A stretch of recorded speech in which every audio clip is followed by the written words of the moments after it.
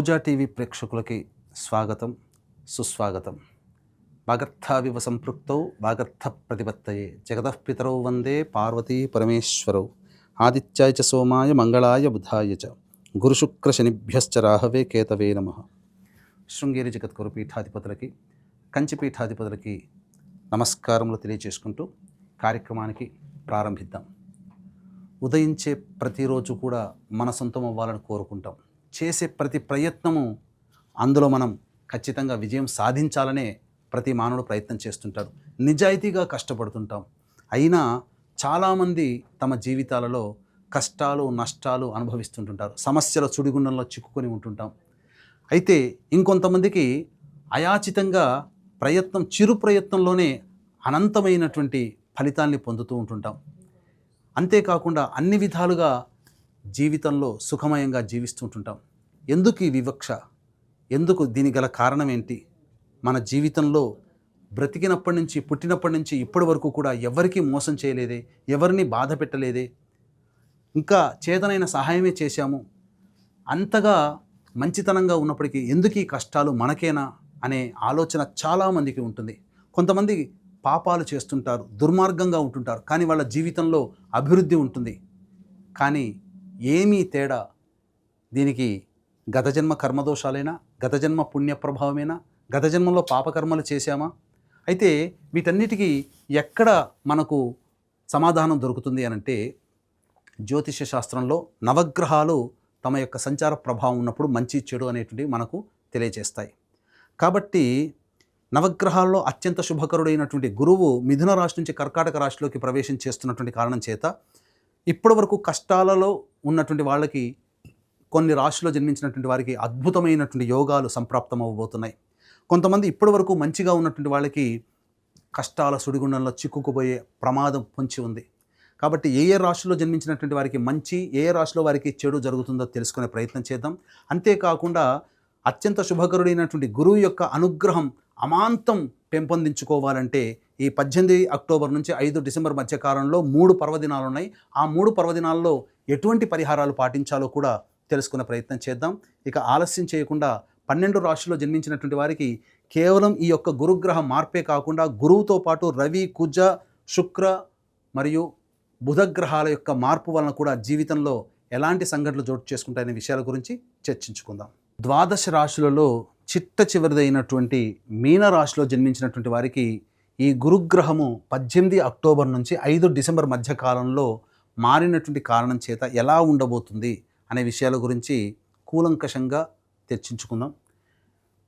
ఈ యొక్క మీనరాశిలో జన్మించినటువంటి వారికి జన్మశని అంటే ఏలినాడు శని ప్రభావంలో ఉన్నారు.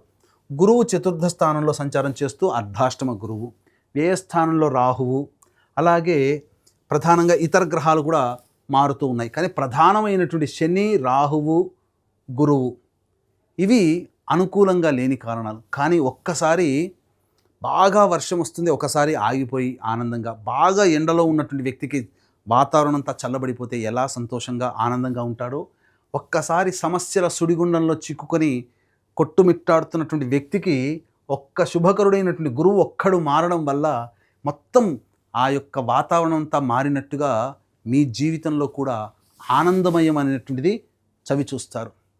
ఇది భవిష్యత్తులో మీకు గురువు 2026 ఉగాది తర్వాత మారబోతున్నాడు.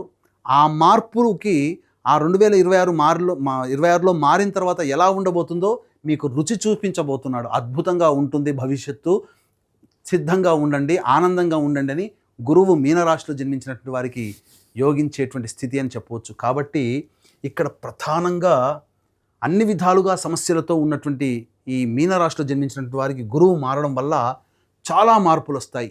ఎన్నాళ్ళ నుంచో అన్ని ప్రయత్నాలు చేస్తున్నారు, అన్నీ మధ్యలోనే ఆగిపోయాయి.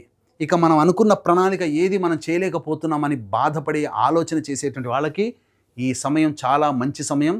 వేగిరంగానే మీరు ప్రయత్నాలు మొదలు పెట్టండి. ఈ గురువు అనుకూలంగా ఉన్నాడు, అన్ని విధాలుగా మీకు యోగాన్ని కలగజేస్తున్నాడు.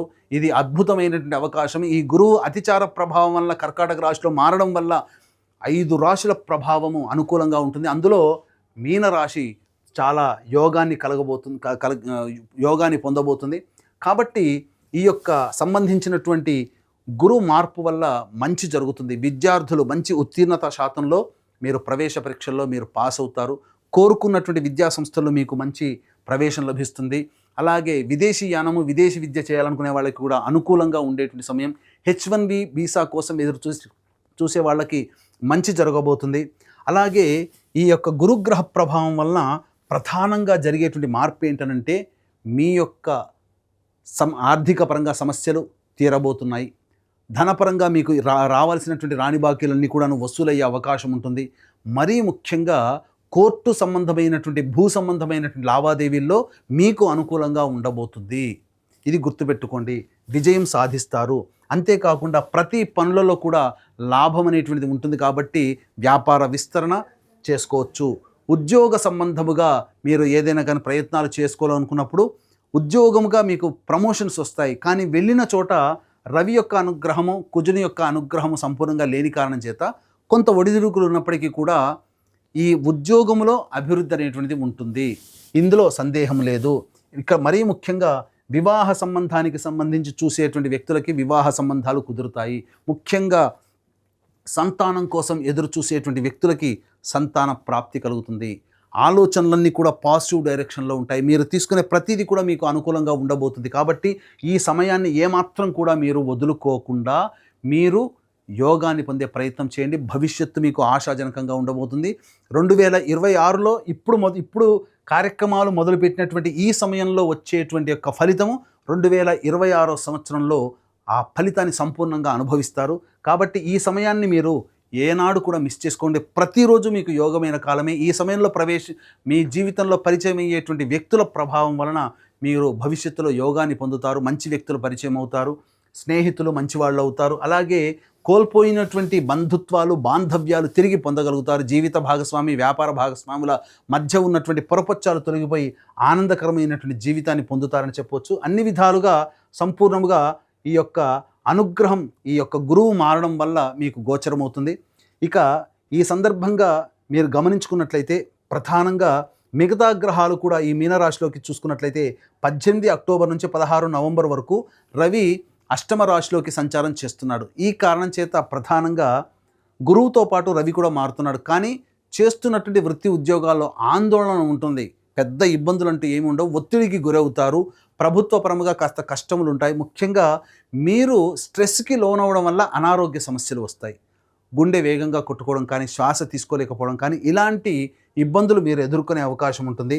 16 నవంబర్ నుంచి 15 డిసెంబర్ వరకు రవి నవమ స్థానంలో సంచారం చేస్తున్నాడు. కుజుడు నవమ స్థానంలో. ప్రధానంగా ఈ కుజగ్రహ ప్రభావం వలన ఏం జరుగుతుంది? కుటుంబంలో ఉన్నటువంటి వ్యక్తుల మధ్య కొంత ఘర్షణ వాతావరణం ఉంటుంది. అలాగే మీరు మీ యొక్క వాక్కు అనవసరంగా ఎక్కువగా వాడడం వల్ల ఎదుటి వాళ్ళు బాధపడే అవకాశం ఉంటుంది. కాబట్టి వాక్కుని తగ్గించుకునే ప్రయత్నం చేయండి. అలాగే ప్రధానంగా అనుకున్నటువంటి పనులకి ఎక్కువగా మీరు మీ యొక్క క్యాపబిలిటీని ప్రదర్శించాల్సినటువంటి పరిస్థితి.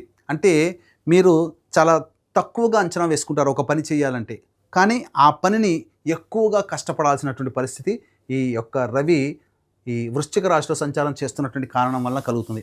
అయినప్పటికీ కూడా ఈ గురువు కాపాడుకుంటాడు. మీకు ముఖ్యంగా అన్ని విధాలుగా యోగదాయకంగా ఉంటుందని చెప్పవచ్చు. ఇప్పుడు చెప్పినటువంటి సమస్యల కంటే ఇంకా విభిన్నంగా మీ యొక్క జీవితం ఉంది అనంటే మీ యొక్క జన్మజాతకంలో నడుస్తున్నటువంటి గ్రహ దశాంతర దశల ప్రభావాలు. కావున దగ్గరలోని మంచి ఉపాసనా పరులైనటువంటి జ్యోతిష్యులను సంప్రదించి వారి సలహాలు, సూచనలు పాటించినట్లయితే మరింత మెరుగైనటువంటి జీవితాన్ని పొందుతారని తెలియజేయవచ్చు. అలాగే ఈ గురువు 18 అక్టోబర్ నుంచి 5 డిసెంబర్ మధ్యకాలంలో మారుతున్నాడు. ఈ మీనరాశిలో జన్మించినటువంటి వారికి యోగాన్ని కలగజేస్తున్నాడు. ఇట్టి గురువు యొక్క ప్రభావం వలన మంచి జరగబోతుంది. కాబట్టి దైవకారకమైనటువంటి గురువుకి మరింత బలాన్ని సంప్రాప్తించాలనేటువంటి ఉద్దేశంతో ఈ 18 అక్టోబర్ నుంచి 5 డిసెంబర్ మధ్యకాలంలో 3 పర్వదినాలలో జాతకరీత్యా ఎదుర్కొనే సమస్యల నుంచి బయటపడడం కోసం సర్వదోష నివారణ పూజలు, హోమాలు మన పీఠమాధ్వర్యంలో జరపబడుతున్నాయి. ముఖ్యంగా మొదటిది 5 నవంబర్ కార్తీక పౌర్ణమి మహిమాన్వితమైనటువంటి కాశీక్షేత్రంలో, 20 నవంబర్ కార్తీక అమావాస్య సుప్రసిద్ధ శ్రీశైల క్షేత్రంలో, అలాగే 4 డిసెంబర్ మార్గశిర పౌర్ణమి ప్రముఖ దత్తక్షేత్రంలో సర్వదోష నివారణ పూజలు, హోమాలు జరిపించి శక్తిపాతము చేసినటువంటి మాలలు ఇవ్వడం జరుగుతుంది. అవకాశం ఉన్నటువంటి వాళ్ళు మీ యొక్క గోత్రనామాదులు స్క్రీన్పై కనిపిస్తున్న నెంబర్లకి కాంటాక్ట్ చేసి పూర్తి వివరాలు ఇవ్వవచ్చు. మంచి జరగబోతుంది. ఈ యొక్క గురుగ్రహ ప్రభావం మీనరాశి వారికి అద్భుతంగా ఉండబోతుంది. ఈ గురువు మారినటువంటి కారణం చేత లాభపడే 5 రాశుల్లో శని సంబంధించినటువంటి ఈ యొక్క శని జన్మరాశిగా ఉన్నటువంటి ఈ సంబంధించినటువంటి మీనరాశి, జన్మశని జరుగుతున్నటువంటి మీనరాశి వారికి కాబట్టి అద్భుతాలు చూస్తారు. ఈ సమయాన్ని మాత్రం ఏ విధంగా మిస్ చేసుకోకండి. అనుకున్నటువంటి పనులని, ప్రణాళికల్ని మీరు ఇంప్లిమెంట్ చేసే ప్రయత్నం చేయండి. తప్పకుండా మీరు లాభపడతారని తెలియజేస్తూ సర్వం శ్రీ ఉమామహేశ్వర పరబ్రహ్మార్పణమస్తు.